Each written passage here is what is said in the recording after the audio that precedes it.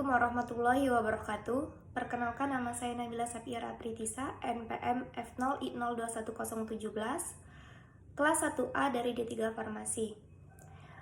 Baiklah, di sini saya akan menjelaskan mengenai sistem integumen. Integumen berasal dari bahasa Latin yang berarti penutup. Jadi, sistem integumen adalah sistem organ yang melindungi, memisahkan, membedakan, dan menginformasikan kita pada lingkungan sekitarnya.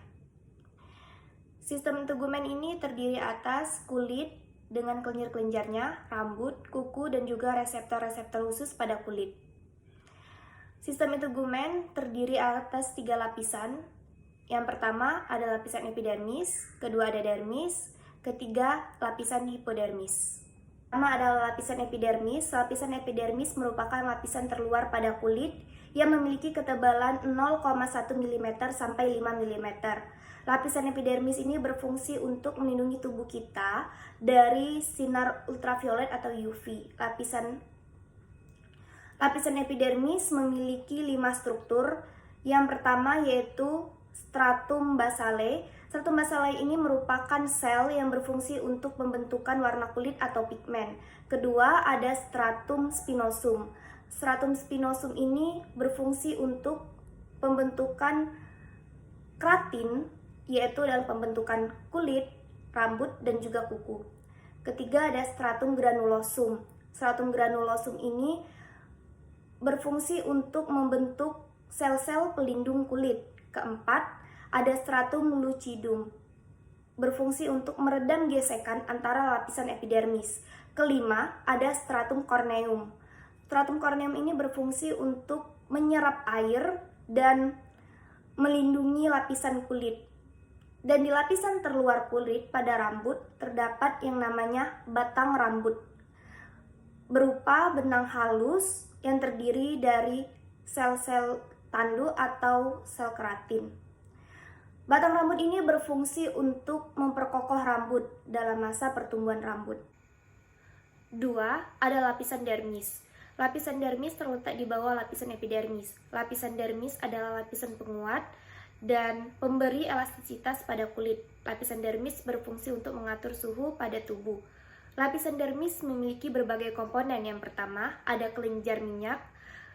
Kelenjar minyak ini berfungsi untuk menghasilkan minyak atau sebum. Minyak yang dikeluarkan berfungsi untuk melumasi kulit dan mempertahankan agar rambut tidak kering. Kedua, ada akar rambut atau yang sering disebut dengan folikel rambut. Ini berfungsi untuk menjaga agar rambut tetap berada di kulit kepala. Ketiga, ada pembuluh darah. Pembuluh darah pada kulit sebagai sistem saraf otonom atau saraf tak sadar yang dipengaruhi oleh rangsangan atau sinyal tertentu. Pembuluh darah pada kulit kepala ada 2, yaitu ada vena dan juga ada arteri. Vena berwarna biru dan arteri berwarna merah, di mana kedua pembuluh darah tersebut berfungsi untuk mengatur diameternya untuk mengembang atau vasodilatasi dan menyempit atau vasokonstriksi, yang dipengaruhi adanya otot polos di dalamnya. Otot polos tersebut berfungsi untuk mempertahankan rambut dan menegakkan rambut. Yang ketiga adalah lapisan hipodermis atau subkutan. Lapisan hipodermis ini adalah lapisan yang terdalam pada kulit. Lapisan hipodermis berfungsi untuk menjaga tubuh dari suhu panas dan suhu dingin. Lapisan hipodermis terdiri dari 1, ada jaringan lemak yang berfungsi sebagai bantalan untuk melindungi organ-organ tubuh sebagai cadangan makanan.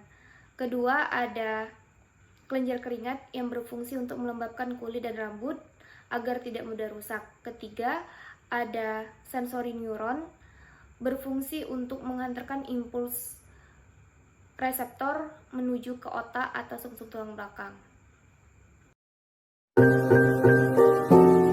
Mengenai anatomi kuku, kuku adalah salah satu jenis organ tubuh untuk melindungi ujung jari tangan dan kaki. Kuku terdiri dari yang pertama lunula atau bulan sabit, kelihatan putih-putihan pada dasar bawah badan kuku, berfungsi sebagai indikator kondisi kesehatan tubuh. Kedua, ada kutikel atau kulit kuku, bagian epidermis untuk melindungi pinggir sekeliling kuku. berfungsi untuk melindungi kuku yang baru tumbuh dari infeksi bakteri. Yang ketiga, dental root atau akar kuku, bagian proksimal kuku yang berfungsi untuk menghasilkan volume atau dasar kuku. Mungkin itu saja dari saya mohon maaf apabila ada kesalahan kata. Saya ucapkan terima kasih. Saya akhiri. Wassalamualaikum warahmatullahi wabarakatuh.